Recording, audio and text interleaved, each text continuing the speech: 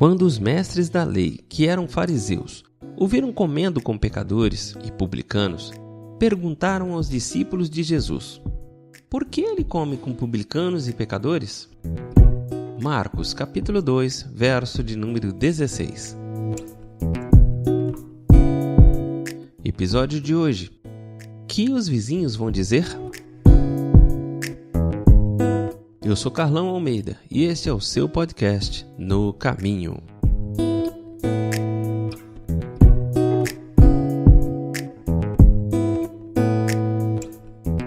Sue descobriu que seu irmão Richard era homossexual quando ele lhe contou que havia contraído o vírus da AIDS. Sue pegou um avião para São Francisco para ver Richard. Ela continuou a visitá-lo durante meses e aos poucos aprendeu como é a vida dentro de uma subcultura gay.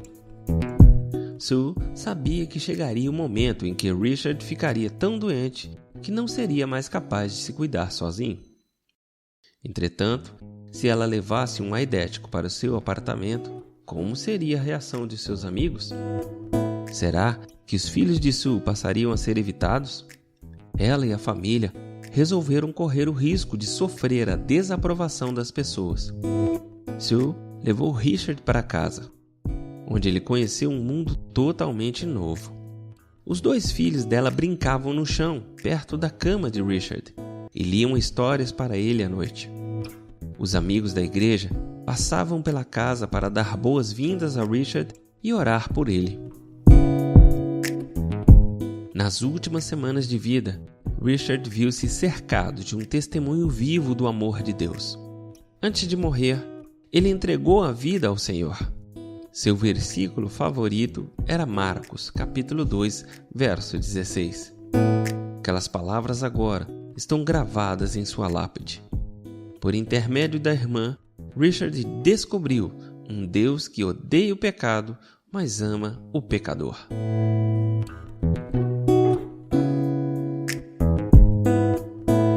Texto de Charles Colson, A Dangerous Grace, uma graça perigosa.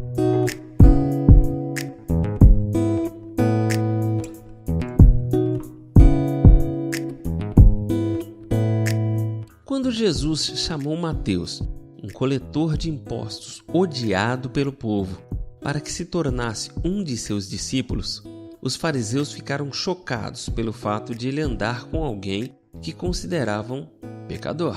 Texto descrito em Marcos, capítulo 2, verso 16.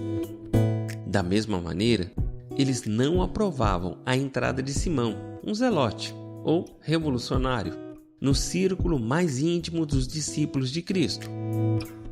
A desaprovação não foi suficiente para impedir o mestre. Coisas como raça, etnia, orientação sexual não eram suficientes para separar uma pessoa de Cristo.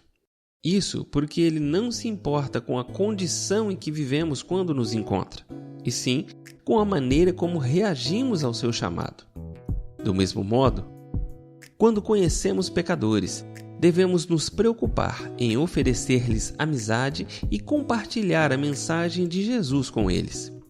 Se alguém não aprova o que estamos fazendo, devemos nos lembrar que nosso primeiro compromisso é com o Senhor, e não com seres humanos e sua compreensão tão limitada.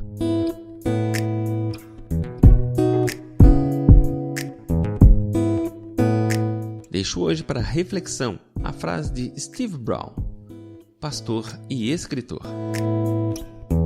Jesus não condenou pessoas más, ele condenou as pessoas obstinadas. Nós condenamos as pessoas más e incentivamos as obstinadas. Que o Senhor nos abençoe e nos guarde. Faça resplandecer o seu rosto sobre nós e nos dê a paz.